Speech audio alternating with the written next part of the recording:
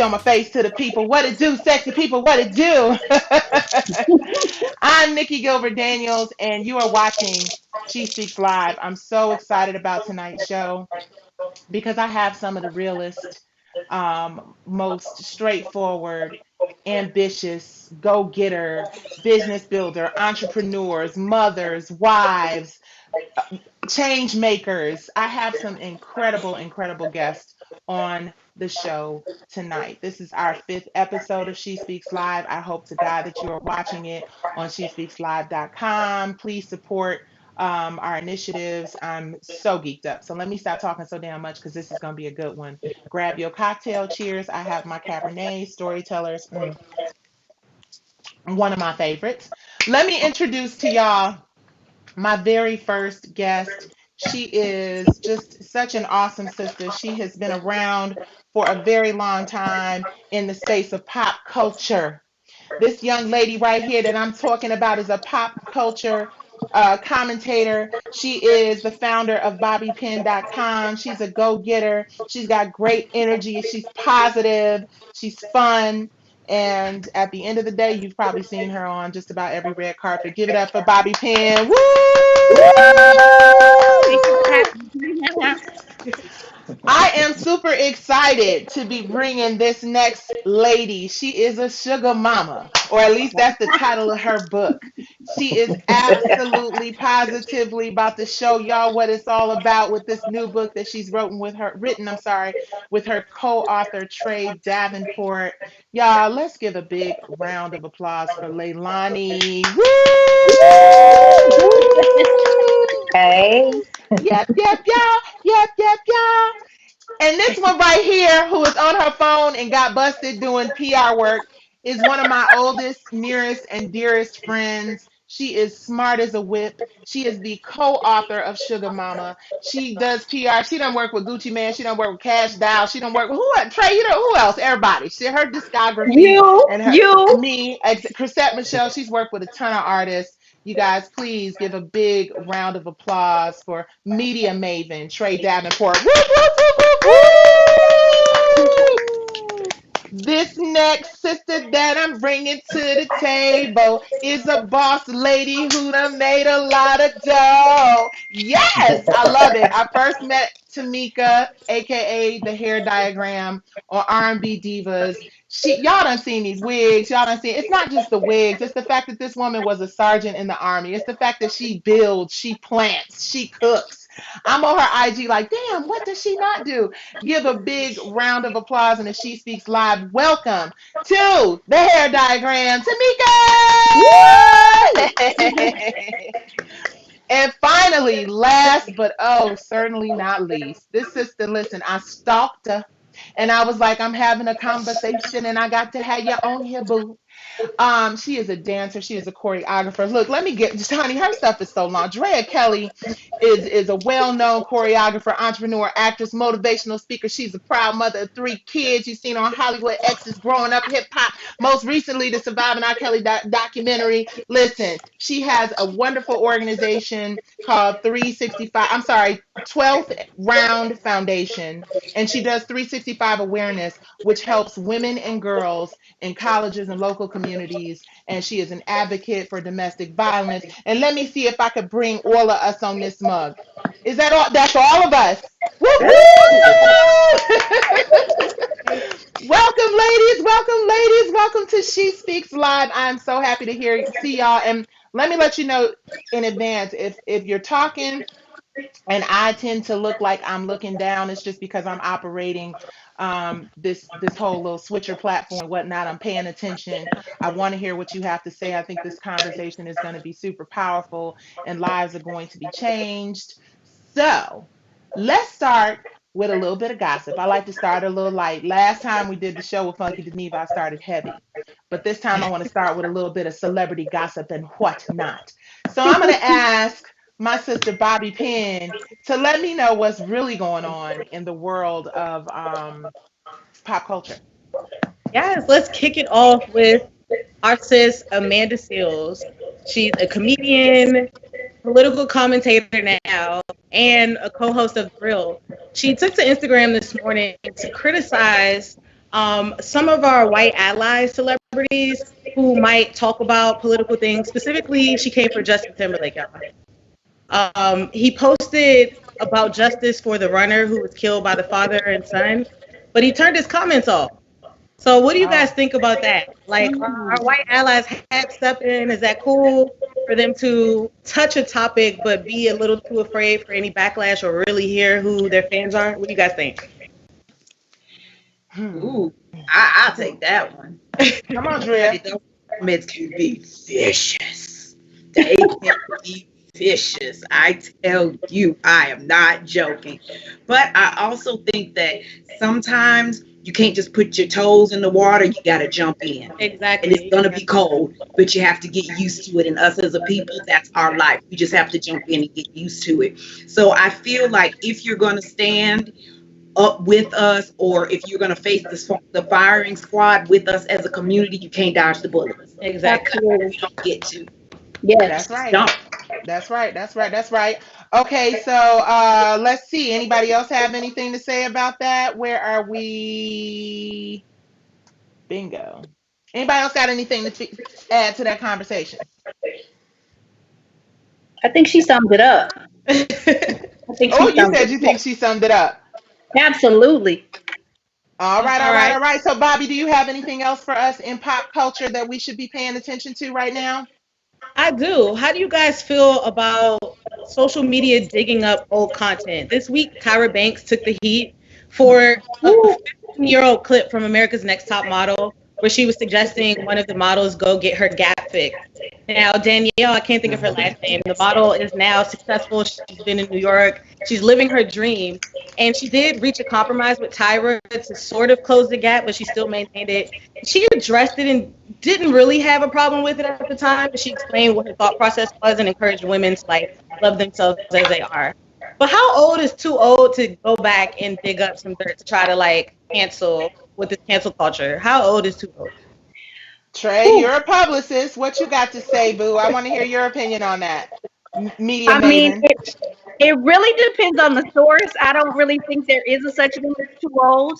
And I think in this time where we're kind of at home and we have extra time on our hands and, our brain may just wander a little more. But I think that if you heard the response that the model Danielle or Danny Evans, that's her name, Danny Evans, I thought that it was amazing how she could have taken it as an opportunity to throw Tyra under the bus, but Mm-hmm. instead she made it clear that she was not trying to bash Tyra. And she just gave some insight as to what happened during the taping and how she's doing well. And let's face it, Tyra did give a platform to Mm-hmm. many of our beautiful sisters of just various different backgrounds. So I think that Yeah, Danny handled it really well. I know your question was about how old is too old, but just as a publicist, if she it's did an out there, it's excellent out job. It there. was If perfection. it's out Yeah, there, yeah. it was perfection. I saw that as well, and I was really happy with the fact she made it very clear this wasn't about me attacking Tyra. And trust me, there are things that we could all go back and look at that we have said or done in a public Society was forum. a lot different 15 years ago. We thought a lot differently. So Yeah, Yeah, things have absolutely. really changed. Things have But really changed, but she some of handled us, it well. some of us think differently than we did 6 months ago. I think that there has to be a fine line between thinking that you're exposing somebody and mhm. then bringing up something that is old news or something that was trending or was a hot topic back then. Because Hmm. people have to be very careful because you're so busy trying to go in somebody's closet and dig out bones, honey. A whole cemetery might fall out of your closet. Ooh. Right. But I want to add to that too Okay. because I want to add to that because Tyra was speaking or either she was trying to bring forward some things that she probably had to sacrifice when she was trying to become a model. So I think as that for that to be a show, she was trying to create some type of competitiveness to see how bad you wanted it. Like, would you get your clothes just for this? You know what I'm saying? So Just you to see don't where think she it was was stand. you don't think no I from what I understood she was serious. Like Right. she was But Okay. really they there were she the probably girl said things she that looked over Tyra at the was producer. expected to do when she was coming up to be a model. So I think that she was Mhm. kind of pushing that on them at that time, and that was a Yeah. different generation that she was speaking to. That's a Yeah, good I can point. agree. That is a good point. And I wanted to say, Bobby said gingerly that Tyra suggested that she close the gap. Tyra did more than suggest that she close the gap. Tyra kind of gave her a little baby ultimatum. So, it was a little, Yeah, extreme. and the fact that Miss J or somebody who was just Yes, like, oh well, you can leave a gap open for somebody else to fill it. Coming from Mm. having had similar, and somebody, I don't know who it is, but somebody's computer might be up, somebody without headphones, because I think we're getting a little bit of feedback. I just got a note from the little tech person, well, not the big tech person that's listening, but so just check your volume on your device to make sure we're not getting feedback. I was going to say, growing up in this industry at 20 something, Trey, you know what my insecurities were. Do you remember that audition that I went to for that really big producer who we will not name? And he yes. was like, "You got a pretty face and a nice voice, but you're too big." And I was broke. I was almost broken. I Like was it there. was, I was there, Nikki, and it wasn't just one time. It was and it it was was. more, but I remember, and I was with you. Yep, I held a lot of insecurity and angst, and just being a big girl. And the truth is, there's a fine line between what's real. If we're in an industry where body image is important, and you need to be as healthy as possible, then that's something to consider. But now it's totally different with Lizzo and like Jill Scott, all these amazing plus size women just flaunting it and giving it to their asses. I'm Give really happy to see 30. that. Yeah. But you have to be careful about how you tell a young person to change something about who they are, because you could really stop somebody from pursuing their career. So bravo, Danielle or Danny, for the way you handled it. The fact that you didn't use this as an opportunity to mudsling and have a lot of separation between two women of color. I love it. Definitely. Bobby, we're not done with you. We're gonna ask you some more questions, but I want to get into while we on the subject of Black women, and we're on the subject of friendship and sisterhood. I think we need to get on the subject of sugar mamas. So, which one of y'all? Because I want to know about sugar mamas. You feel me? Which one of you, Trey, Leilani, want to, or maybe both of you, explain to us what this book is about exactly? Because the title is so compelling. Leilani, why don't you start it off, and maybe I can jump in because we collaborated on the project. Right, we did collaborate on the project, and what Sugar Mama is about, it's about the exploits of Kalani Jennings, who was in love, madly in love with her husband, and she didn't realize she was being set up the whole time. And the finality of the relationship, when the divorce came, he tried to take her out and tried to get her money and just do a whole lot of unnecessary things. And so the book Sugar Mama, although it speaks to Kaylani Jennings and her lifestyle, it could be anybody. And it Mm, doesn't have to be mm, that you have a lot of resources.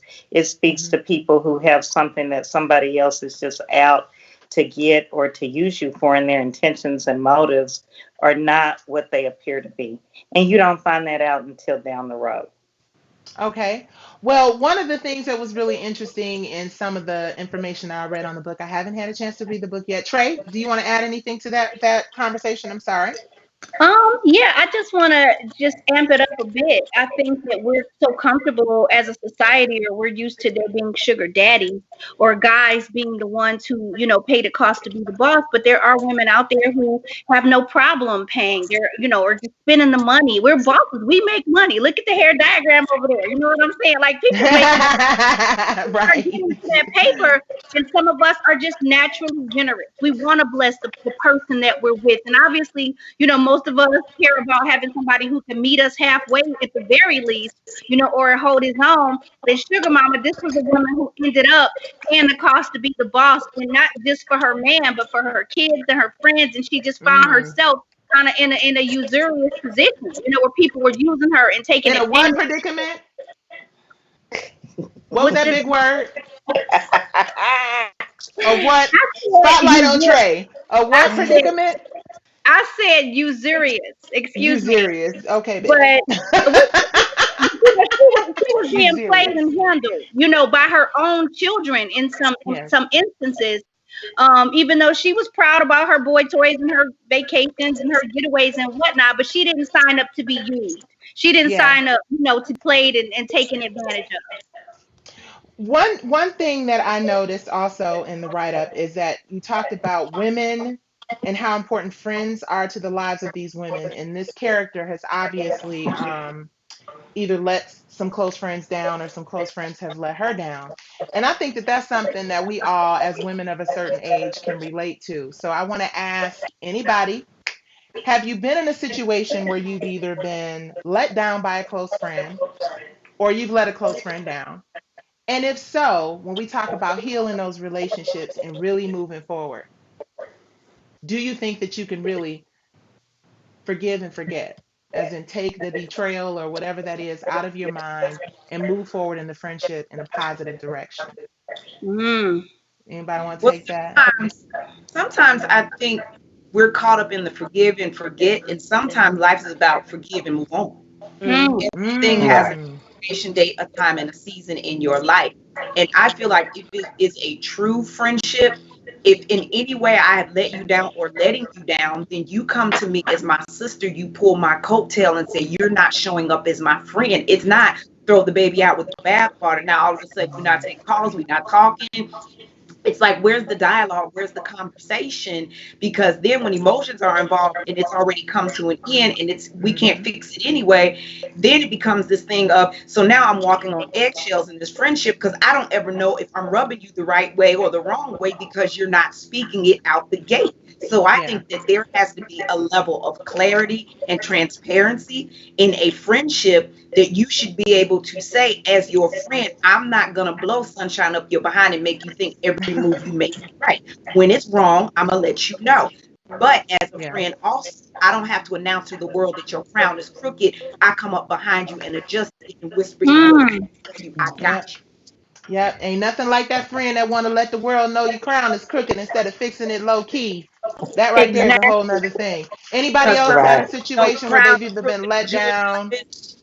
You Well, said I what, want Drea? to jump in. I want to I jump said in. some. I said that some will let you know your crown is crooked, a jewel is missing, and it's tarnished in the back. That's right. Exactly. That's a good friend. I want to jump in. I can say that I actually let a friend down. So I want to just kind of take the reverse, approach and just be real honest. So Mm. one of my best friends, in fact, I'm gonna go ahead and say my best friend. Uh-oh, you going And there? Uh-oh. I'm going my best friend. And listen, anybody who knows me, and Dakota knows her, and Lonnie, I'm sorry, I said her name. Actually, Dakota is my best friend. Anybody who knows me, they just know that's my best friend in the whole wide world. And how do I want to say, she ended up, let's just say, engaging with somebody who was very, very close to me. And that kind of was unusual for us. You know how you can be accustomed to your friend dating other people, other guys, other whatever, and you're just that friend. But when it's somebody that you know or that you're related to, or you have a different level, of relationship with that person, it became very touchy. So let me say how I let my best friend down is I ended up having a dialogue with my relative, a dialogue that I want to say maybe exposed her, or just with some things that I normally wouldn't have done, and mind you, this is my best friend in the whole wide world, but at the time I was thinking about my relative, as well. And Oh, I know wow. it hurt her deeply. I know it hurt her very, very deeply, if you know what I mean. And so it caused a strain in our very dear relationship. And I mean, I just kicked myself for months and months and months. And finally, when we did have an opportunity to talk, all I could do was own it. All I could do is Mm. say, best friend, I'm sorry. I felt the need to communicate a certain thing, but on that particular day, I went too far. Wow. I don't want to lose a friendship of 20 years because on one particular day when I'm in my emotions and I'm having a conversation with a loved one, that Yeah. I kind of maybe said a little too much, that I could have held Right. some things back. And it took a minute, but I mean, our friendship is fine and we're good. And you talked about, can you move on? Can you forgive, and move on? And I know that we have, but it took Hmm. me owning it. If I had a Yeah. Bobby Oh, you come gotta up, own your shit. like, I had to own that and say, my bad, Yeah. girl. Well, I Yeah. have a Anybody question. else? I have a question. How can you own something that you don't understand or know? Because I have been in that situation and the person said that I let them down. And it's like, but how did I let you down? Because until you explain to me what that is, how can I own it? How can I fix it? How can I make it better? And I just feel like turning your back and walking away were we ever friends in the first place? Exactly. I knew, Drea, I had broke the friend code. After the call was over, I was like, oh Lord, I did too much. I was gonna say if you know your friend and if you're really friends, I think you Mhm. know when you break the friend code. I have a friend that had been my friend for many, many, many, many years, right? We looked out for each other left and right. And Mhm. there are people who have done worse than what well, worse Right. is relative. There are Mhm. people who somebody can look at a situation and be like, well, that was way worse than what she did. But because of how tight we were and how close we Mhm. were, I honestly have to say, I've been challenged about being able to truly forgive her. And she's reached out to me numerous Mm. times. And I have Yes. just basically, I don't want to be fake because there's too many Mhm. fake bitches in the world today. And I don't want to be Yes. one of them. But I also feel bad because I feel like as a positive person and a God fearing person, who am I to hold something against somebody? But what she did for me was just so dirty. And it might not be that dirty to somebody on the face of it, but knowing how cool we were, I'm like, I don't want to Yeah. take that chance no more. But I Right. Mhm. think that speaks to maybe she doesn't know that was your line in the sand. And that's where the waters get murky, because what is the peak for you might have been the valley for them. So we Mm. need to be very clear of what our line in the sand is in a friendship, so that if Mm, that person knows, then they know, oh, I crossed that line. But when you don't know, and for you, you might be like, that was nothing. And it was everything for the other friend. We got to know what that is. But if we're not going to communicate that, we're never going to get anywhere. mm. Yeah, that is so She That's true. knows what she did was rotten because she's tried to apologize for it a whole lot of times. So she know that was some bullshit. look at you. Um, Well, you she just knew. got to call and let her know that the Lord has She not laid it upon your That's heart. it. That's right. I have to just be that whole bigger person. I take my friendship so seriously. And this isn't just like a fallout thing. This is about loyalty and Yeah. when the rubber meets the road, when you are at rock bottom and you are at your lowest and all the rest of the world feels like they hate you. And it was during the R&B Divas episode. And Mm. everything is wrong for that person to kick you while you're down. How do I know that now it's just not the opportunity because things aren't looking the way they were? Right. Mhm. But I'm gonna get out of that because that's getting messy and I don't want to go there. But anyway, anybody else have anything to add to that conversation about friends and how we need them and ones we may have lost? Lonnie, the question started off about the characters in Sugar Mama. You sure you don't want to touch on some of them characters, some of them friends? No, some of the things that Dre and Nikki were saying, and you were just hitting home with, you know, how the story has ended on some of the things. And so I'm in agreement. Were they ever really your friends? You know, Mhm. they Mm-hmm. want to put things out there on social media about you afterwards and speak to it and the jewels in your crown, but you aren't addressing the jewels. And then it brings to life like, well, what was it true? If it hurt you that bad and you knew that this was a situation, was it true? You know, you never gave life to that, but you're giving life to your opinion. So Mm, Mhm. mm. Mm, Anybody else have anything to add? No? I do. I was just I Go have a gonna ahead, whole go say, ahead. Come on, come on. I have a whole Come, list. come as on. long as be, I I mean, that's too have all you been betrayed by a friend, and I don't know if I have any plans to ever like move past it. If you have a boundary and they cross it, like hold that boundary. I don't think you should feel bad about it. That's me. What? Yeah. Dang, are you a Scorpio? I agree. Me, I'm not to hold a grudge where it's like active, but I'm very good at pretending someone doesn't exist anymore. Mm. Like, Ooh, baby, that selective ADD is on point, baby. What's your name, Oh my Kalani? Yeah. God. I thought I was bad. I'm really good at that, but I believe in God and I fear him. So I know I have to let go. So I can hold a grudge a long time. But I think at the end of the day, talking about this whole thing, I think that here I go defending everybody again. I think in the black community, we have an issue with communication anyway because I'm still learning myself, especially on this particular topic. I'm still learning myself. So and just looking back, I know with myself and some people that I probably have wrong or they wrong me, that we just probably didn't know how to communicate and talk through it. Mm-hmm. So I'm learning that now. And I'm Yeah. 47. Yeah. Wow. Well, yeah, and I'm about to be 50 in a couple months, and I'm still just like, okay, Lord. Because I feel like part of me, and we can get off of this in a minute. I know we're beating a dead horse. Can you tell us a little personal? Um, but I feel like part of it is that I will forgive her as a Christian, right? But the human side of me will be like, see that I'm just waiting for that to train. She gonna do it in a minute. I know I shouldn't forget. You understand what I'm saying? So it Yeah. feels fake, and I don't want to have a Right. Yeah. fake friendship. Now, the other part of Right. it is that I was publicly disrespected, and the apologies keep coming in private, and that's a Mm, whole thing. Mm. mm, I don't want to blast anybody. I'm not trying to really put the business in the street, Right. but if you told the whole world some foul stuff about me that's not true, I need you to tell the whole world that you made a mistake or you lied. Yeah. mm. And then Yeah. we'll talk about whether or not we can start repairing from there. But don't just send me emails and letters and phone calls apologizing. Do it as publicly as you disrespect me. Right. But Yeah. anyway, let's switch gears. Uh, You yeah. said what, Drea? I said get on your same soapbox that you got on Exactly. to tell everybody Yeah. an Exactly. apology. That Exactly. you was You better bold enough to megaphone say that you mug. Exactly. Because then we be looking up, we be showing up together, and they'd be like, well, maybe Nikki apologized to her because she made it seem like I did something really terrible, and that wasn't what it was. We know that. So let's get into some of our topics. Talking about biggest mistakes. Listen here, Tamika, the hair diagram. I met you on said show, R&B Divas, and Right.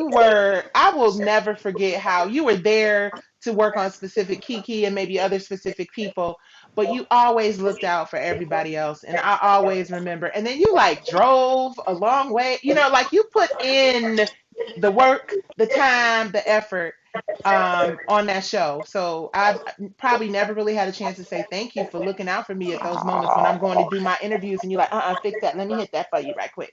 And you weren't even working for me. So I appreciate that so much. And I think that that's Oh, probably part of yeah, I do, sincerely. And that might be part of the reason why you're so successful. But let's talk about, has there ever been a moment? And oh, for those of you who have been living under a rock, let me give y'all a little bit of information. Like I said, this sister is a businesswoman. She has amazing wigs, incredible beauty products, and she's selling lots and lots of them. She's teaching a lot of people how to do a lot of really amazing things, holding master classes and such. But she's also building, cooking, planting, preparing, a true Renaissance woman. Has there ever been a moment in your career where you feel like you made a big mistake or things just were not going to move forward for you? I make a lot of mistakes. I make a lot of mistakes. I don't think that you'll ever experience success without making mistakes. All right. But I don't ever let them hold me back.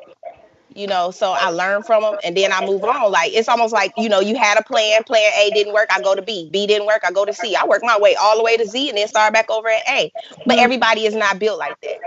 Right. And that's why everybody, you have to understand where you're supposed to play on that football field. Am I supposed to be at the bank, working in the bank? Am I supposed to be a doctor, a teacher, or am I supposed to be an entrepreneur? Mm, You know, mm. so mhm, I mm. think Well, what helps you arrive at that decision? If you're a young entrepreneur and you trying to decide trying whether you need different to work, things, trying different things. But everybody is not built to be able to try different things because some people are so afraid to. What did you ask me? Where did I fail? yeah, the lesson Some is in people the are afraid to failure. fail. Yeah, Yes. Right. Yeah. we wouldn't have electricity if Edison or whoever he stole the idea from didn't mess up from time to time. Mhm. That's right. That's No. And yeah. it's fun. Sometimes making mistakes is fun. Yeah. You learn a lot. Yeah, I've learned my biggest lessons in when God brought me to my knees and I really slowed down and paid attention, which is why I think with this COVID thing, not to bring that into the conversation too deep, but there's so much that we all can learn from this time where Mhm. we go inward and we Yeah. have to just calm down and slow down and you know. Any other entrepreneurs want to speak on mistakes or moments that they felt like this is just not for me? I think that we have to learn to take it as a fabulous failure. When you say Mm, the word Mhm. failure, there's always a negative connotation to it. So we're afraid of it. We don't want to try because of fear of failing. But I think you have to have that fabulous failure because that means you tried. Nothing beats a failure but a try. And Mhm. I don't believe, like mm, I teach my children, we're not allowed to say mistake in my house. There's only two things that life is teaching you: what to do and what not to do. And you have to make a choice in order to learn what that is. So I think that if we look at things that we do and say, oh, that was a mistake. No, it wasn't. You do better when you know better. So it wasn't a Come mistake. on. Life taught you either, yes, that works, or no, it doesn't. But you pick Right. yourself up and you dust yourself off. And a fabulous failure means that I also have to have fabulous friends who let me know that it's okay that you fell down, skinned your knee. Here go the peroxide. Here go a Band-Aid. Keep going. You still got it. Not, oh, girl, you didn't fail. And that's the third time you fail. You need Yeah. Yeah. Yeah, so yeah, yeah. again, just as women, have fabulous failures, but have fabulous friends behind you that are gonna push you and really guide you through that thing, because none of us are gonna get it right the first time out of the gate. And it doesn't matter if it takes you one time or 10 times. It's just how many times did you try? That's what counts. Yeah. Drea and Absolutely. Tamika, this is the most freeing conversation for me right now. As a new entrepreneur, I'm still building my business, still building my brand. I've been sitting on digital products and ideas that I've had out of fear of failure and this need for like perfectionism, that I've been kind of running back to like jobs. Yeah. Today, I let go from my most recent job. I relocated for this position and I got let go due to COVID.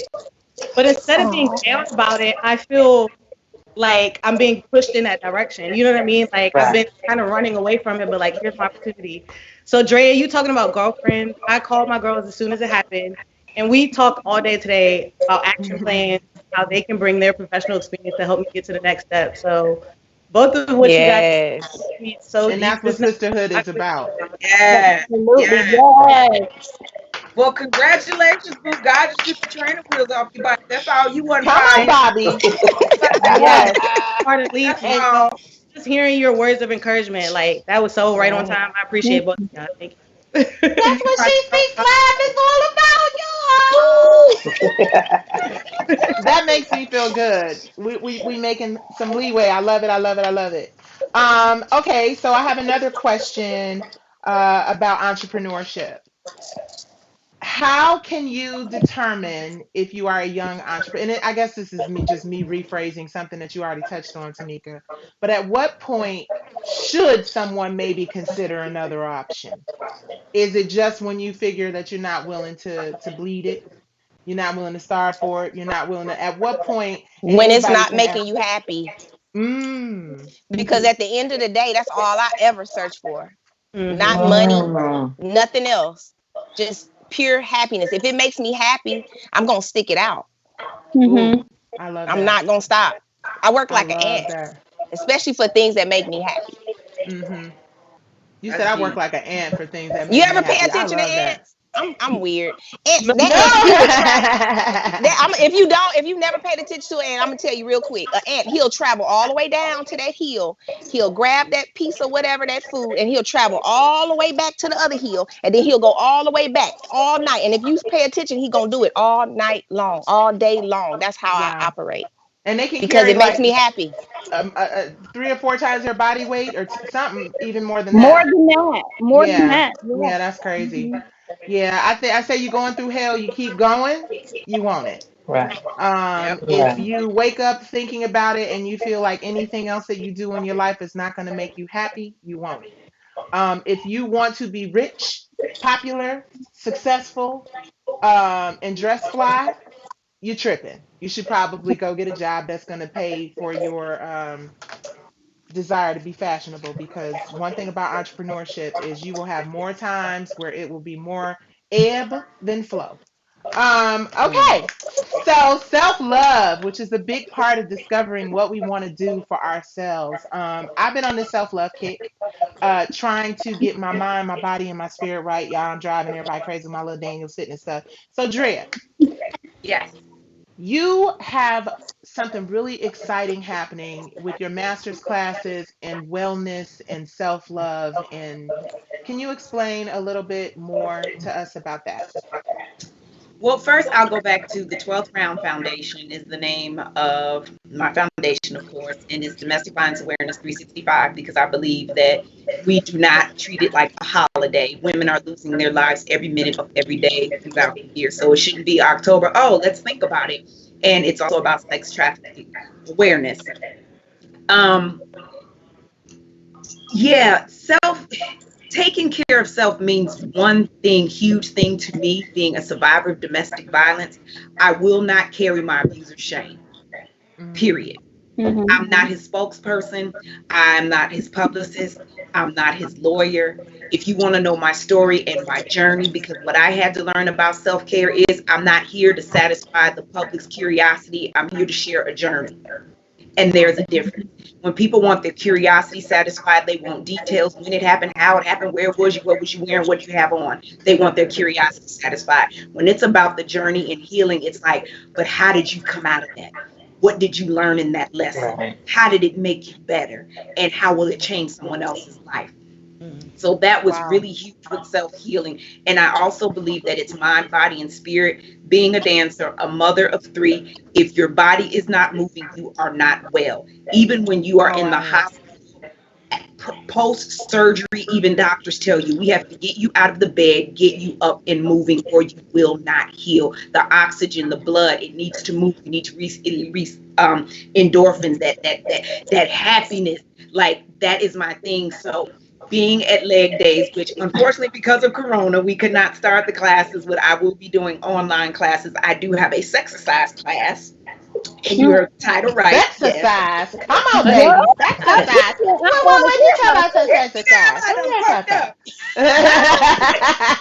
Yes, I have a exercise class for women because I feel like this. If I'm not comfortable looking at my own nude body in the dark, Mm. or with the lights on by myself, I'm definitely not going to be comfortable being naked in front of another person. Mm-hmm. So it's Wow. really about being a dancer. You have no choice but to look in the mirror. You're in this itty bitty Mm-hmm. leotard. When we're performing, you're in front of an audience. You can't hide. So really getting women to love everything about them and knowing that they are divinely made and appreciating your flaws, your cellulite. Yeah. I don't care if it was Come like on. a bag of navel oranges. So what? You're Yep. beautiful. I don't care. Because and I'm real, y'all. I'm real about women loving themselves. Like I did a live and some women were talking about, you know, it was disfigured in my saggy breast. I said, if you had children, them saggy breasts mean them empty breasts means it was a Yeah. baby somewhere with a stomach. Come on. That's right. You brought So life you into the have world. to take honor in that and knowing that your body was a temple, a vessel through which you brought life. God saw you Yeah. worthy of that. So know that you are beautiful. And you have to adore yourself. You have to look into self and say, what is great about me? So that's what I had to do because coming out of domestic violence, you question everything, your decisions. You are fearful. I still suffer from PTSD to this day. I'm triggered. I know that, but then I also know that what's at the root of that tree is carrying the shame that is not mine. So I would say that that is the biggest thing is knowing that you have to compartmentalize everything you've been through in life and step back and say, how much of this is my responsibility? And 9 times out of 10, it's not very much. Mm. Right. Right. Mm, Yeah. mm, mm, mm, You mm. know what? This is a good spot for me to play. I want to run a clip real quick. You guys, we do She Speaks Live at, so we just get into, and I'm sorry, before we get into that, does anyone else have anything to add on self-love and what self-love means? I'd like to actually hear from each of you. Trey?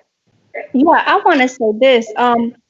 For the longest, taking me time, so to speak, was something that I almost was ashamed to admit that I'm taking me time. Especially as I was just coming up as an entrepreneur and taking on clients as their publicist and their brand manager, I wanted to be available every time they called. I never wanted to feel like I was one of the 9 to 5ers who cut them off at 9. I'm sorry, at 5, or didn't work on the weekend. So I would almost feel ashamed to say, I'm having dinner, or I'm getting something done Hmm. to my hair, or I'm about to take a bath, or just whatever it is. I literally had to get to a point where it wasn't shameful or something that I wanted to hide or be embarrassed about, that I was actually doing something for myself to recharge myself. That certainly isn't how I feel now, but I have to admit that self love is now a thing now. Wouldn't you admit, agree that self love is something that we celebrate now, we talk about now, there's panels about it now, but for a long time that just wasn't something I was comfortable with even owning that I am practicing or engaging in self love. Wow. That's absolutely right. You feel guilty about it sometimes. You know, you're like, I should be working. I should be Mhm. saving. Right. There's something else I Right. could be doing with my time. Yes. But check it out. If you snap, which a lot of us have pressures from entrepreneurship, motherhood, Mm-hmm. wifery, Wife. clownery of friends, financial stuff. And we will get to that point if we don't figure out time for ourselves. Tamika, Right. you are running a major freaking business, making all kind of money. Give me $20. I know you have to have moments where you're just like, So, you know what, I well, need time for myself. so my situation may be a little different. I don't know. Like we all are a product of our environment. I come from an abusive background. My family, my mother, just either verbal abuse, physical abuse, and I kind of grew up without my father. So, when some of us are put in situations like that. Some of us, we turn out so different. And with me, I was very selfish, very selfish. So I didn't really experience or have an issue with taking me time or taking care of me because I watched those women. And I promised myself as a little girl, 7, 8, 9, 10 years old, that I was going to make sure I take care of me. I don't know where God sent me this man that's been with me for 24 years. My husband is so patient because I know that I'm selfish. I have to talk myself through it. Like I know she was saying that sometimes you feel bad, because you want to take that me time or whatever, but I never feel bad. My husband, I never feel bad. No, because I had already I told you I've been through a lot.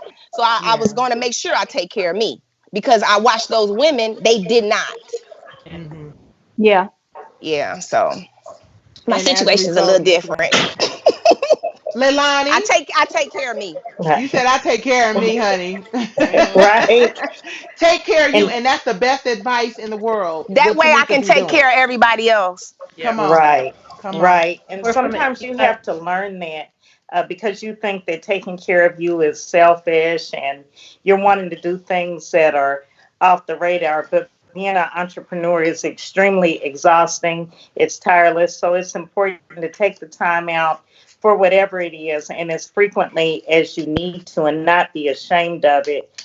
And, do the things that you need to do to heal yourself and restore. I used to love to go somewhere about every 3 months. Just have it could be a mini vacation and Hmm. have 3 days just to wind down and rejuvenate. And I mean, when I came back from that, I was so much more alert and in tune with the things that I need to do. So Hmm. I Mm, agree. Taking the time for yourself is important. absolutely. And Bobby, you're the baby of. Are you a millennial I am or a Gen Z? millennial. You are a millennial, of course, because Yeah. you're a pop culture commentary person.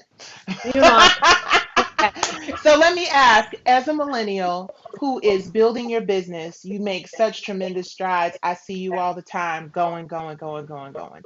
Do you take time for yourself? whew, when and where I can. I find that it's really important, especially being so into social media. My phone is always in my hand.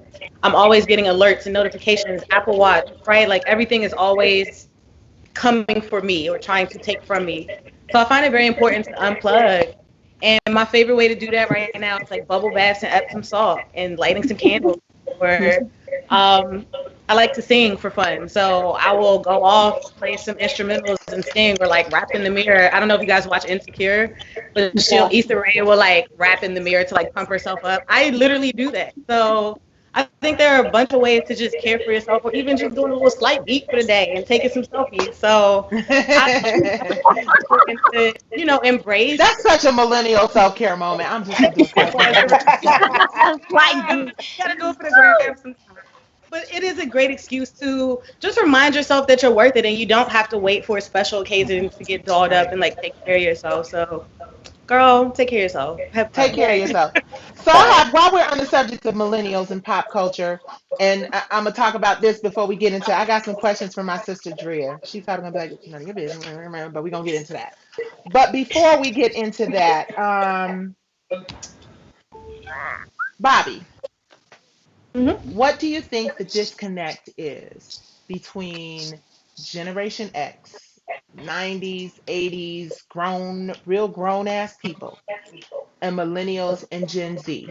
We've had this conversation before on the show. Stacy tore into poor Chevy because she was expressing her perspective was that we feel like we need the white picket fence and the 401k and the protection and all that.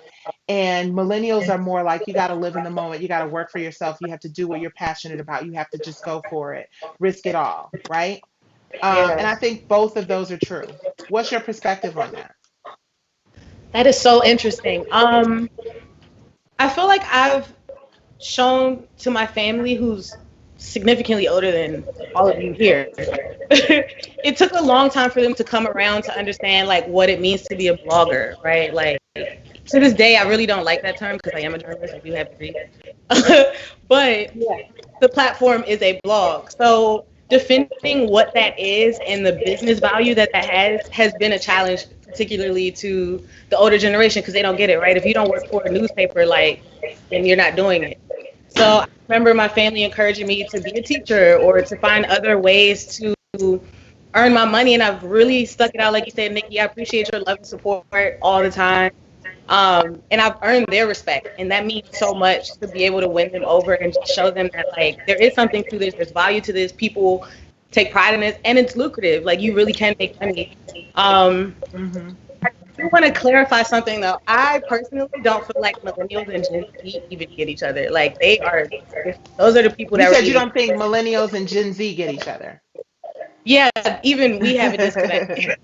Yeah, they. So you know what I Yeah. mean? Like I remember a time of like home phones and VHS tapes. So I can kind of And relate to Martin the old. reruns and stuff, right?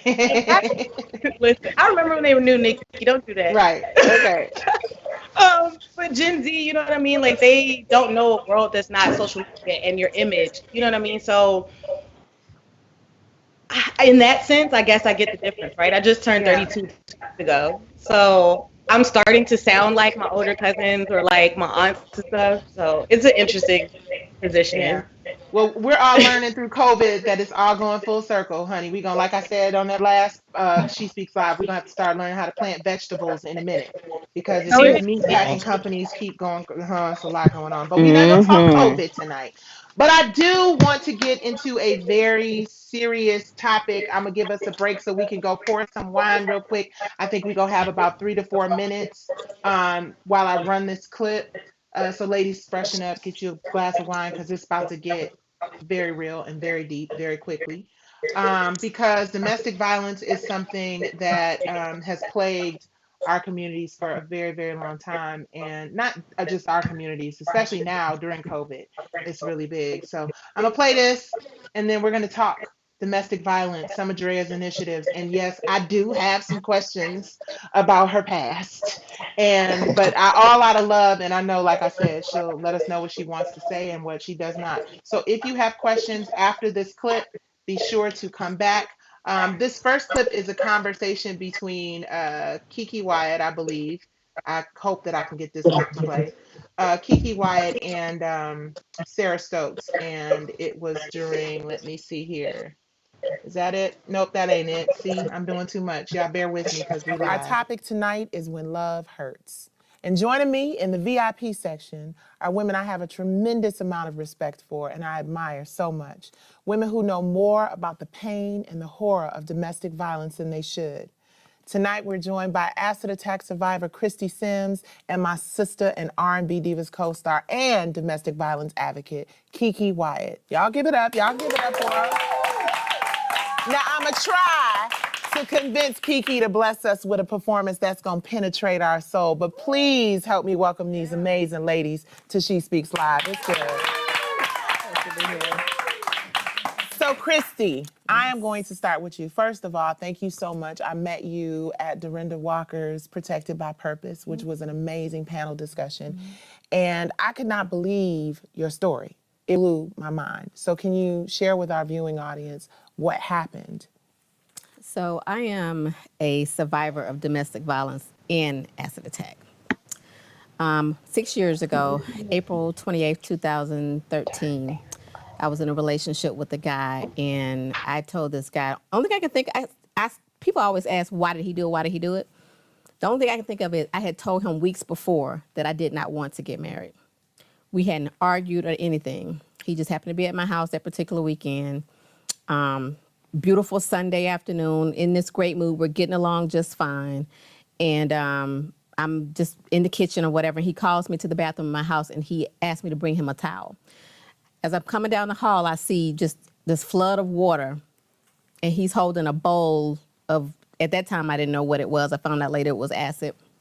And he just took the bowl before I could do anything. And see, remember, we hadn't been arguing or anything, so I didn't know this guy was trying to hurt me. I didn't know what was in the bowl. It could have been water. I didn't know what it was. And so people always assume that this was an abusive relationship prior to, but this literally was an ambush. He planned an acid attack, and the purpose was to destroy my face. So There he was threw no it. problem before? Like, there was no argument at We were all? getting It along was- fine Wow. the whole weekend. I had been with him the whole weekend. We were getting along fine. I had just in my mind decided that I didn't want to be with him anymore. But I hadn't told him specifically that it was completely over. I just didn't want to get married. And I didn't know that not getting married was going to be something that was going to change my life forever. So anyway, the purpose, I don't know if you know anything about acid attack, but it happens all over the world. I'm the only one in the state of Georgia. The purpose is to destroy the person's appearance. So I guess his thinking was, I can't explain evil, but she doesn't want to be with me. Nobody's going to want her. So he threw the acid in my face. How the acid trickled to over 20% of my body, I don't know, but I'm burned on over 20% of my body. God, so much. Hold on. Her breathing. How's your breathing? She's breathing fine. Okay. Where's the lady burned at? It's on the studio. I slipped.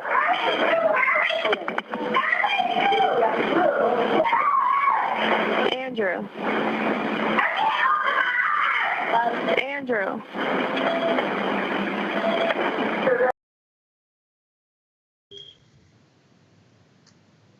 Okay, ladies, I'm back. So that was a clip of Christy Sims when she was on She Speaks Live, an episode we filmed at AIB TV, and she was graphically describing the incident where her boyfriend poured acid on her, and of course that was the 911 call that was played. It was very difficult to listen to. She said that there were no signs outside of her just saying that she didn't want to be with him. And him being a little possessive. And one day he just called her into the bathroom and threw acid in her face. That is absolutely, positively mind blowing. I don't understand how it's possible that this woman endured that and she's okay, but she did. So, Drea, Yes. I know that you have been, and as a matter of fact, let's just get together. Brett Chim, is that Nikki and Drea? Yes, it is. Hey, sister. Hey, boo. Um, so I know that you have been the victim of domestic violence. I know that you have been an advocate for survivors, right? And I want to ask you, obviously the world knows, the world watched the Surviving R. Kelly doc. And there are probably some things that you want to say, maybe, or share that weren't shown in the doc, or things that were misunderstood from the doc. I just want to know if you have anything to add or to clarify. The first thing that I want to add and clarify for people who are totally oblivious to what domestic violence even looks like, some of them are in domestically violent relationships right now and don't even know it. And that's because it is the norm in their household. I say that everyone is a tree. We are all branch, leaf, fruit, root. And you have to get to the root of your tree to understand why you bear the fruit that you do. And what was at the root of my tree, my grandfather, who was a Baptist preacher, was also the first man I ever saw put his hands on a woman. So God, love, and pain were all one to me at a very early age. So in my life, if a man of the cloth who gets in the pulpit and takes them same hands to baptize babies and cast out demons can take them same hands and choke the life out of my grandmother, if he is violent, of course a man in the world is. So for me, domestic violence wasn't something that was foreign. So a lot of people do think, well, how does she not know, or why didn't she get out? You have to understand, you are speaking Portuguese to a woman who's learned French all of her life. If that's what Wow. she grew up seeing and that is her norm, Wow. there's no red flags for her. And then for most women, they have to understand that the violence, the physical violence of domestic violence is it's the abuse that you've been in. You've been in the emotional already. You've probably been in the financial already. You've gone through the verbal abuse. The last step is the physical. And people don't understand that. These men are quite cunning. And Yeah. as women, we don't know the difference between a cunning man and a charming man because they look the same. Yeah. Both Yeah. are going to Come take you on. out. Woo! They'll take you to dinner. They're going to dote upon you and buy you gifts. So I don't know that I'm sleeping with the enemy, because of course he's going to send a great representative, and that's who you're going to fall in love with. 9 times out of 10, when my situation, I can personally share, when you share that we have that common bond of abuse, now they're like, do, do, do, do, do, do, do, do, found my target. Now I know what is her bruise. I know the tender spot. I know where to press. So that's what Wow. it was for me. I will also like to say this, and it's a little bit of shade, and it's okay, because I need to get some people together, and why not do it on my sister's show? At the end of the day, for people to be like, oh, Drea knew this, she knew that. Let me explain one thing to all of y'all, and I'm going to say this one damn time. At the end of the day, if he can hide me and 3 kids from the entire world, what makes you think he wasn't hiding stuff from me? Woo! You better say it. And listen, He, you have to and be a again, married I will woman to say that for realize. those in the back, I will say Yeah. that for those in the back who didn't Yeah. hear, he hid a wife and 3 kids from the entire world. So what makes you think he wasn't hiding an entire life from me? Yeah. And Secondarily, serial killers have wives and families too who have they no have idea what the hell they're doing. they cut their So, mother's grass every Saturday. They need to know that there's duality in every relationship. yeah. Every Yeah. relationship. So if you don't think that there are good days and bad days in the healthiest relationship, what makes you think that there are not going to be good days and bad days in a toxic relationship? What I want people to 100. understand also, me coming forward is out of love. I'm not coming out because I'm mad. I'm not coming out for revenge. I'm not coming out for anything. I want him to get healed. He needs help. And you also have to take responsibility for your part in your life. That at the end of the day, anger does not lead me to do anything. I do what I do because I never want another woman to be like me, standing on a balcony with 3 children ready to jump on her. When I first heard that story, Drea, when we had the dinner and I first heard that, I was like, oh my God. Um, you are such a strong woman. You are such a strong mother. I want to go back a little bit. Tell me the difference between the Drea who met and fell in love with Rob Kelly and the Drea today. That woman, that little girl, who were you then? I was a 19-year-old brown girl from the south side of Chicago that was taking the L. That was like, what's up?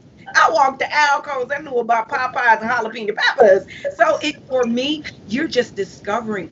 I wasn't even a woman yet.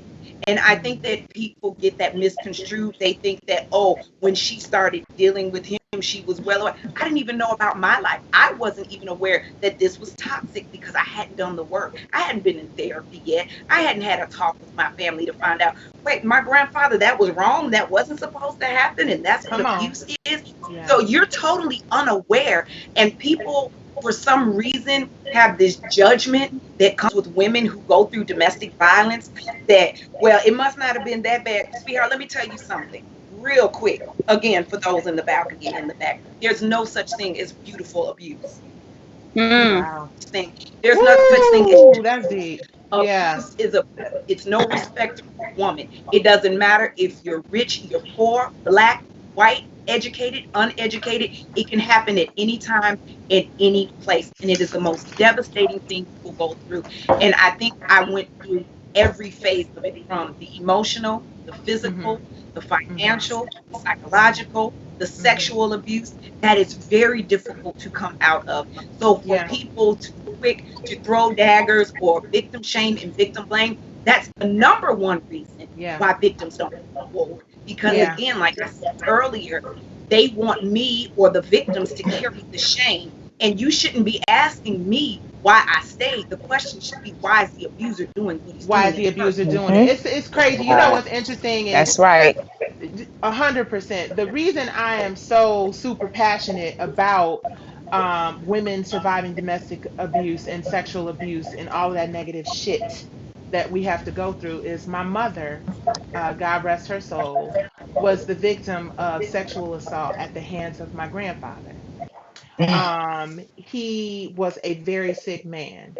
And one of the things when you talk about how could this happen and how could it be, how many of us sitting at the Thanksgiving dinner table with the man Chester who done came downstairs after molesting the kids? It's just unfortunate that it's such a horrible, vicious cycle in our community that we normalize that kind of behavior, predatorial behavior. We just, my parent, my mom, and all of our family members would often say, "Don't be in a room with your grandfather by yourself. If he touches you or looks at you funny, let me know." Drea, this is a Yeah. little sensitive. Was Mhm. there ever a time where you had to have, and not about their dad, because I'm not insinuating that at all, but I'm just saying in general, you seeing the abuse, mentally, physically, spiritually, sexually, everything. Was there ever a point where you had to have this conversation with your children about predators and about Oh, people who I do have the unfortunately? conversation. I would have had that conversation whether my situation was what it was or not, Right, period. right, Because I think right. that children need to be equipped. In my house, we called it a vagina. We called it a penis. We talked What about it is. it. Because at the end of the day, it's not a joke. So you should not give it kid and toy names and pet names. So a little girl shouldn't be like, oh, he touched my hoo-ha. She needs to be confident enough to know that it is my vagina. He violated me and he touched me. And she needs to know that she can be bold about speaking it. And there's no Yeah, punishment that comes with it. We're not going to call her fast for saying it. So come I on. equip my children at an early age, period. And to piggyback off what you were saying, Nikki, at the end of the day, especially our community, we have to stop thinking that we protected our children just by telling them to stay away. No, we protect our children by not having Mm. Uncle John at the barbecue. You're not protecting them by telling them don't sit on his lap. Right, What we right. tend to Putting the do, onus on the we don't child. Putting the onus on the child yeah, to do that. Yeah. we're putting the responsibility on the child. And what we don't see is at the end of the day, 9 times out of 10, when we do that, it's simply because family members or others don't want to take responsibility. Because then if I put it on the child, nobody can come to me and say, well, Bernadine, you didn't know. Now she Yeah. has to answer for that. So Yeah. by Yeah. keeping myself detached from it and saying, I Hmm. told you what to do and you didn't do it, now I don't have to take responsibility for it because ego is involved. Because now when I have to take Absolutely. responsibility for it, I have to think about what people are saying at the church, what they're going to say about me when I'm getting my hair done, what they're going to say about me Right. at the local barbecue. And we And know they that will should cackle and talk, and the same shit be going add on in so many different households. It don't make no sense. so many different Speaking households. of, has anyone else had to deal with either indirectly? I was the indirect victim of child molestation and abuse because my mother was abused. She too was victim shamed. She too was told, "Shh, don't you say nothing," because you know what I'm saying. My music teacher was a pedophile who molested my best friend. Anybody else been through anything similar or know someone that you're close to that you love that has? Yeah, I No. have. I did a story in grad school on the subject, and I put out a filler within my network to see if anyone was comfortable sharing their story. And I was so surprised, not only at who came forward and how close these people were to me, but how many people had similar stories. And to your point, Nikki, the most troubling piece of it is that these were people in their home, family members, stepfathers, etc. So I fully agree with you, and it impacts the community because so many people have this story. Yeah. I also just did a story on my website with Teresa Bow. She's the wife of Dwayne Bowe. They're both on the OWN show Love Goals. And she revealed on the show that she was a victim of sexual assault in childhood. And she's been working on children's books and during COVID teaching her children and the kids in the community via social media, like how to tell, how to stand up, and the things that Drea was saying about being confident and defending yourself. So it's definitely a subject that's coming forward. and it's important. Like I said, I think it's just so disturbing how common it is, and that Yeah, so sad. agreed. So, Drea, what would you say to somebody who is either being physically abused, sexually, whatever? What would you say to a young girl who's been shamed as a victim? How would you encourage them to come forward? I would just encourage them first, find your safe haven, find your Hmm. support group, and let them know that unfortunately it may not be your family first.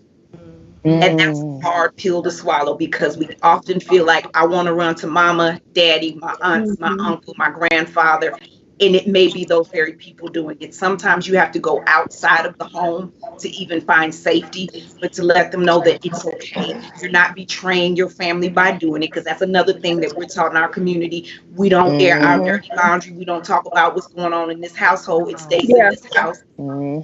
Lies from the pits of hell. Tell your story.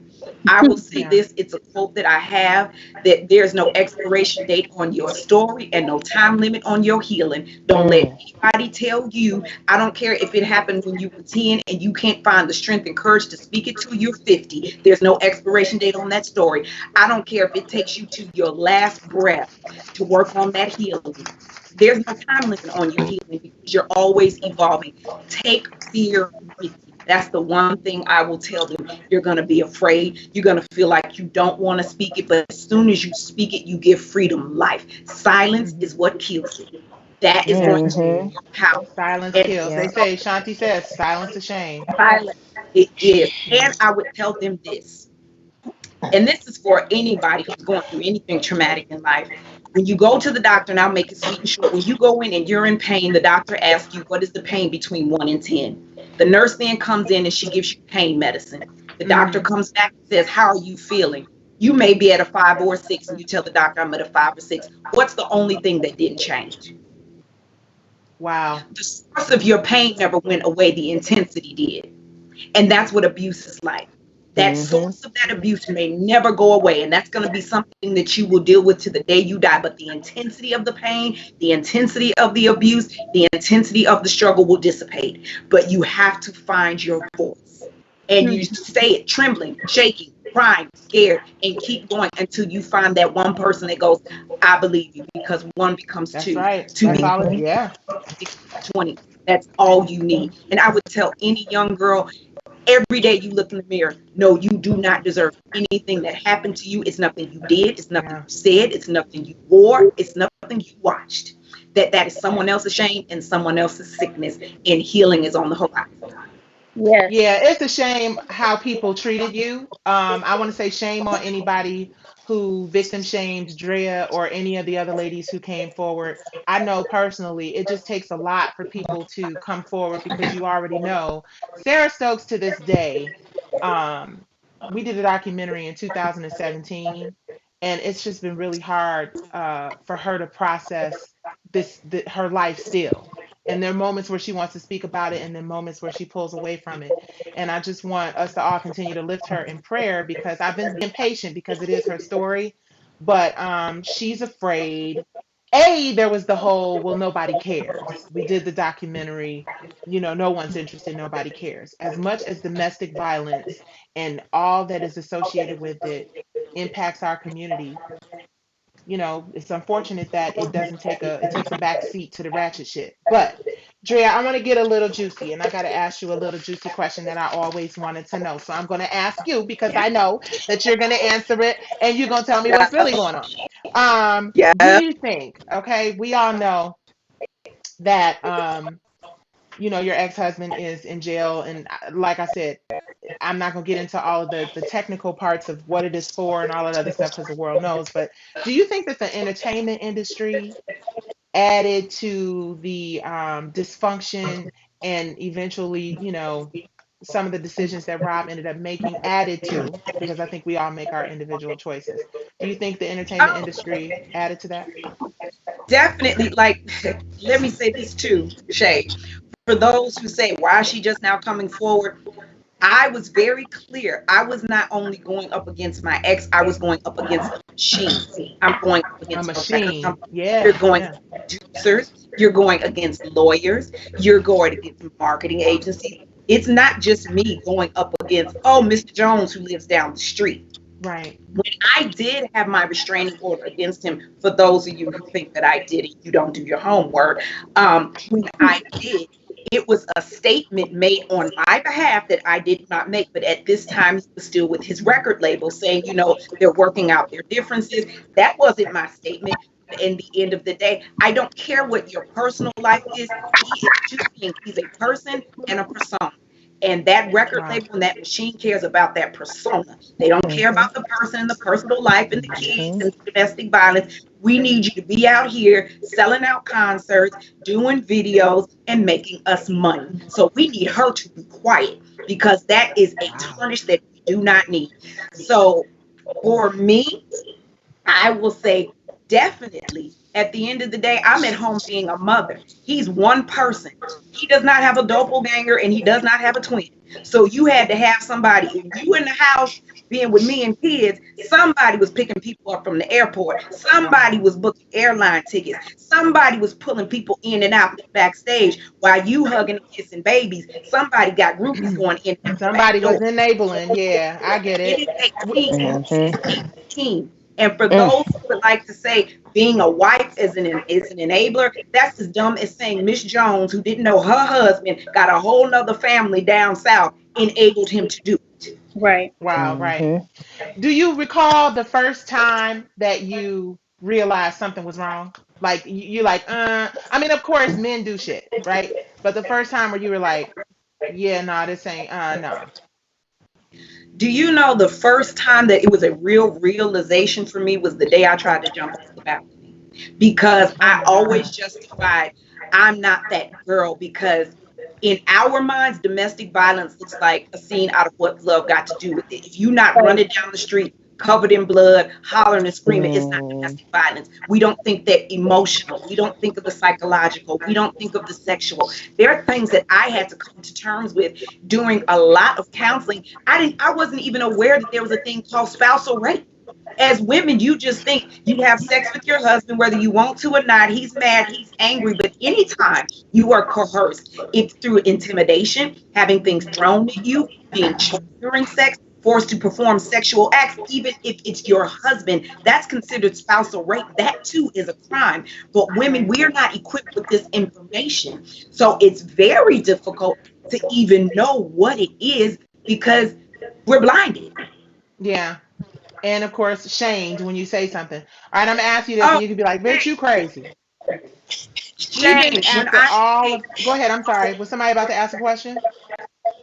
Oh Now, no. I was Okay. going to say So, the go difficult ahead. part for me coming forward was because I was realizing, and this is the real truth in America. If my name was Hannah and I was blonde hair and blue eyed, all I had to do is call the police and say I felt threatened by my husband. So Right. you mean it takes 40, 50 black women to equal one white woman's story? So that was my Woo. purpose moving forward. It was to lend validity to these women's stories. There's no way for all of us who have never met each other and have the same story over decades of time, and people will still say they're lying. What Yep. did we Take have a 50 tape? black women to tell the truth, and one white woman to tell a lie, and they'll believe it in a heartbeat. Ooh. You know why we don't, why as a community we want to believe it? Because we feel like that's one of the black men that made it out. Yeah. And we are Whew. just so happy to have something that looks like a hero and a black man in the community that we would rather believe the lie. So instead of making that man be accountable, we will take the black woman who is the lowest on the totem pole and put it upon her shoulders, not protect her, not say, you know what? I would rather issue an apology to a black woman at the end of the day than to hear her eulogy. And that's sad. Yeah. Woo. Woo, woo, woo, woo, woo. Jill, you were on the balcony about to jump. What made you stop? The What made you voice, change your mind? the voice of God and my children. I remember being on that balcony, ready to jump. God let me see everything from my body laying in blood. I saw the housekeeper run out. I saw the ambulance pull up. It was people like she jumped from there. And I just remember my kids saying, Mama, Mama, why did she jump? Why did she leave us? And it's like I snapped out of it. I jumped down and I asked God, what do you want me to do? And he literally said, grab your laptop. And I was like, I'm not for the games and the shenanigans, Lord. Grab my laptop. I opened my laptop and the spirit said, put in domestic violence. I put it in immediately. Domestic violence awareness hotline, their webpage, everything came in. He said, scroll to the bottom. I took the survey. Out of 17 things on the list, Robert had already done 15 to me. I was in total denial because, again, I'm thinking, I've never had a broken bone. I've never had bruises anybody can see. We have housekeepers and Maybachs and baby sharks. Like, that's not what abuse looks like. I'm a smart girl. I'm an extrovert. Like, that's not what abuse looks like. And I had to come to the realization that there's no such thing as pretty abuse. There's not rich abuse. There's not quiet abuse. Abuse is abuse, period. And that's when it really sunk in for me, like, wow, this is what's been going on. But it was also my daughter sitting at the foot of the bed, looking at some photos, and he was verbally abusive in front of my daughter. And she got it like that. She said, Daddy, why are you being mean to my mom? Why are you talking to her like that? And I was like, at 6 years old, this little girl gets it. And it was like a light bulb. I was like, I'm not signing her name on the contract she never read. I'm done. And I think my spirit left my body. And I was like, okay, we done. No. Because that was the test. That was the test. Because yelling would have led to pushing, would have led to grabbing, would have led to punching, and then it would have become commonplace for my children to see. And I was like, it will never go beyond this. This part of you, love him or still love him? At the end of the day, he's a human being. He's the father of my children. So for me to say that I don't love him, and that's the catch-22, because people are a trip. Because if I was to say I don't love him, oh, she was only in it for the money. If I say I do love him, then she lied. Just from your heart. Like, what is your truth? Do you love him? My truth is, I love him because he's the father of my children, but I don't respect him as a man. Okay. And that's just the truth. At the end of the day, it's sad. It's sad to see that he had a choice, just like I had a choice, but I chose to do the work. I chose healing. I chose to make my life a living example. I chose to choose making my pain my power. He had those same darkness or light, and that is a choice that he made. So I don't have respect for you. Because it's very easy to take the victim route. I'm going to be a victim. Just because you were a victim does not mean you have the right to victimize. That is a choice. Ooh. And so many people lean on that. So many people lean on that. It's like, where does it stop? Where does the generational curse end? If it's okay for you to do this because of what happened to you, then it's okay for whoever did it to you because of what happened to them, and so on and so forth. At some point, you have to break the cycle and take responsibility for it. That's what I did. That's what I did with my daughter. Sitting at the foot of the bed, I was like, it stops right here. Because she was about 6 or 7. That was the same age when I saw my grandfather choking my grandmother. And I was like, this is going to be that moment in her life. And for me, it wasn't even so much what my grandfather did that changed me. It's what my grandmother didn't do, because she got up the very next day and made my grandfather breakfast like did nothing happen. And I said, I still not let my daughter see me get up and hug and kiss this man and have breakfast with him the next day. Like, baby, and don't get it twisted. You left a big old giant house. I went to that house one time. You left a big old house, a lot of cars, you left it all behind. So bravo, Andrea Kelly, for being such a warrior. Does anyone have anything to add or ask? Any questions? Anything y'all ever wanted to inquire about? Well, I'll leave y'all sisters with this one. This little nugget, honey. If Andrea Kelly can leave RKelly with Maybachs, mansions, drivers, and private jets, you can leave Darnell with a bus pass.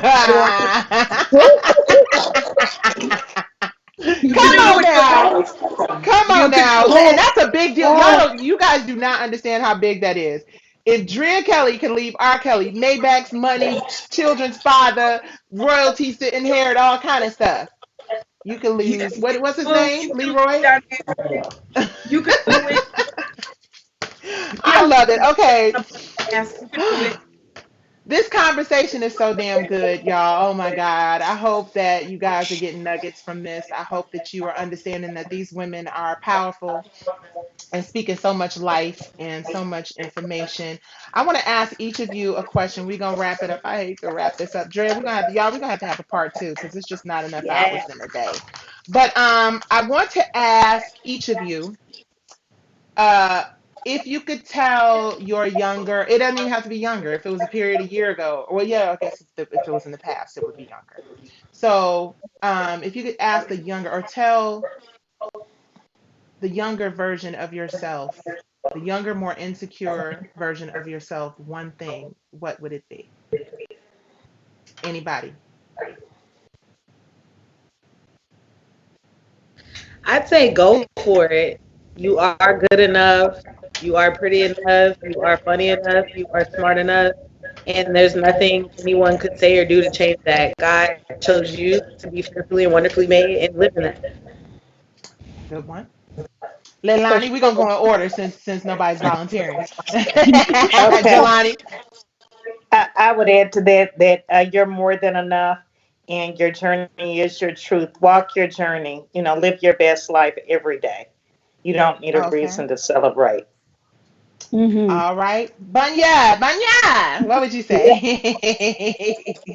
You will call me by my real name on this. Okay, Trey Davenport. I'm sorry. Those are our pet names, everybody. One thing about us as women, and especially of Black girl magical women, we are good and great at many, many things. And what I would tell my younger self is just because you're good at something in particular, and you may even start a business or you become identified as that, whether it is a dancer, an actress, a singer, a publicist, whatever it is, you may end up wanting to do something else. You may want to try something else. You may want to start another business or yet another business or become, something completely different than what the world and what your family or what your friends and people or clients know you as. I would tell my younger self, try something different. It's okay to be something else. It's okay to pivot. It's okay because we can wear many hats and we have many talents. So go forward and don't let anybody pigeonhole you or put you in a box just because you happen to be great at something in particular. Good stuff. Good, good, good stuff. Okay. Tanika.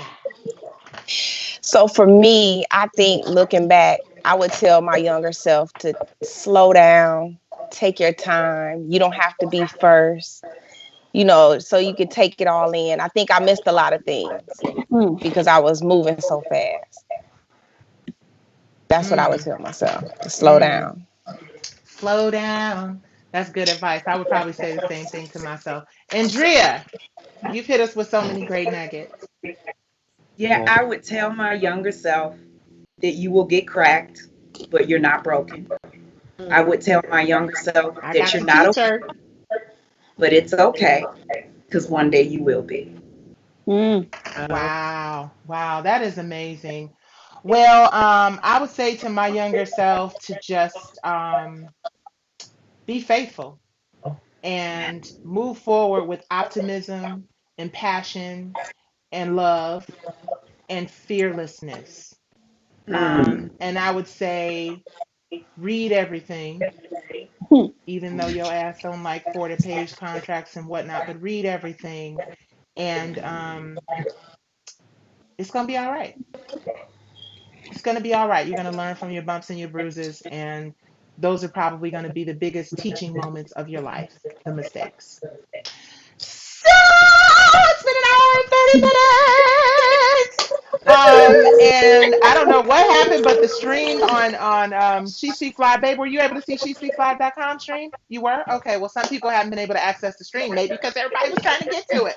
But before I leave, I just want you ladies to share what you got coming up, where people can find you real quick, and then we'll start from Bobby. We'll go in the same order, baby. What you got going on? Where can people find you? Yes, find me on Instagram at BOBBYPEN. You can check out my lifestyle and entertainment website, thebobbypen.com. Have some really cool partnerships coming up. And I will be launching that ebook and online course that I was discussing. The ebook comes out next Friday, 5 Principles of a Popular Brand. So make sure you support my entrepreneurial endeavors. Yep. We're going to move it around. What's going on, Leilani? You want to share? Yes. You can find me on Instagram at Lalani J. That's LALANIIJ. Sugar Mama Book and Sugar Mama Book on Facebook as well. So just check out what's going on with the book. We're definitely pushing that and promoting it. And I look forward to seeing you all on the live. Whoop, whoop!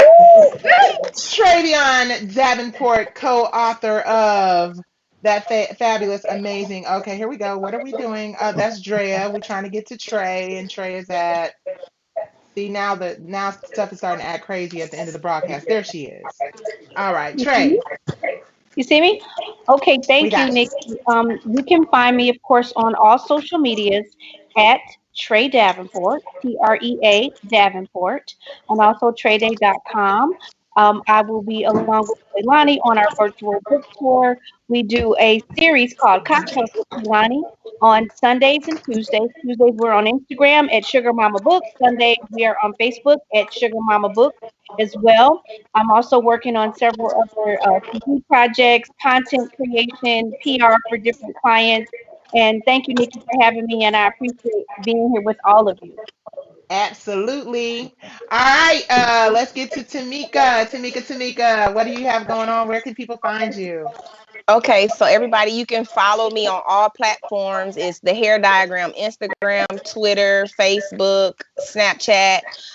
You can also go to our website. We have online courses. I also have live classrooms at www.thehairdiagram.com. Make sure you follow our Boho Lace products on all platforms. It's at Boho Lace Wig Tape. All right. Andrea Kelly. Yes, you can find me. It's official Drea Kelly on Instagram. It's Drea Kelly on Twitter and Facebook. I have my live at 5 that I do. We have Wednesdays, Work It Out Wednesday, and Sexercise Saturdays. We will be doing live streaming classes, of course, because old Rona, honey, she done snatched up the whole gym. So we Hmm. can't do.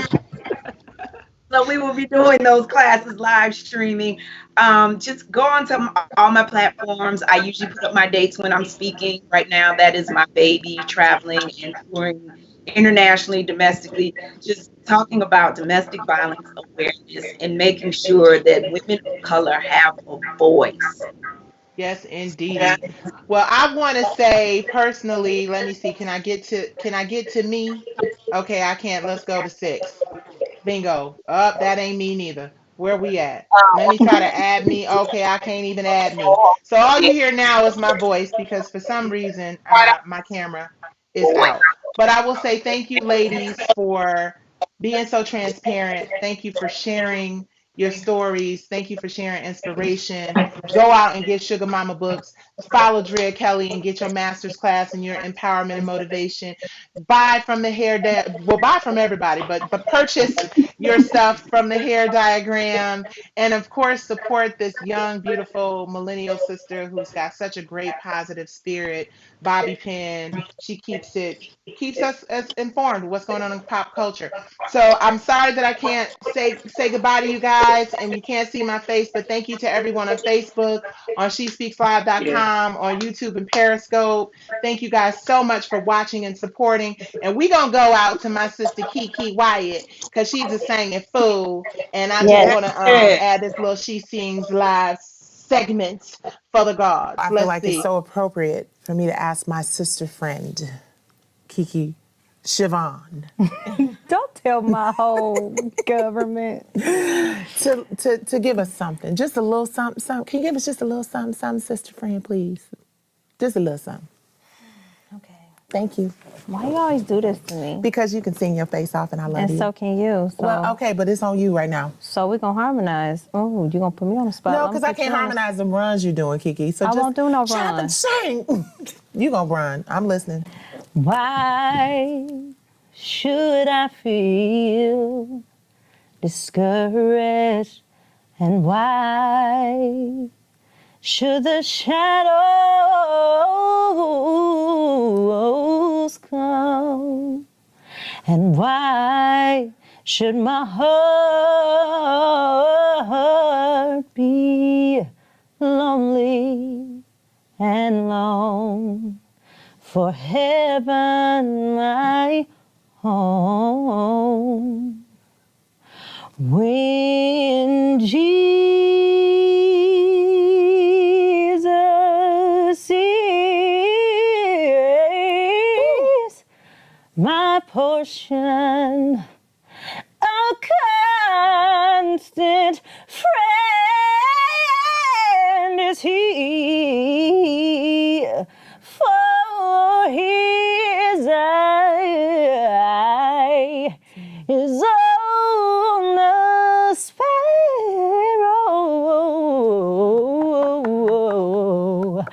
and I know he watches. Oh, you kicking? Okay. Ooh, that girl's a singing fool. Well, thank you, ladies. Thank you, everyone who watched. I'm really excited. I got some really amazing guests coming up on Wednesday. Happy Mother's Day to all of you. I wish I could see you and hug you and love on you, but for some reason, let's see. Can we go here? Nope, that's still Drea. Thank you to Andrea Kelly. Thank you to Trey Davenport. Thank you, Rolani. Oh, where we at? There we go. Boom, boom, boom, boom, boom. And Bobby Penn, is that you? And of course, let me see where we at. Thank you, Tamika. Ladies, thank you very much. Thank y'all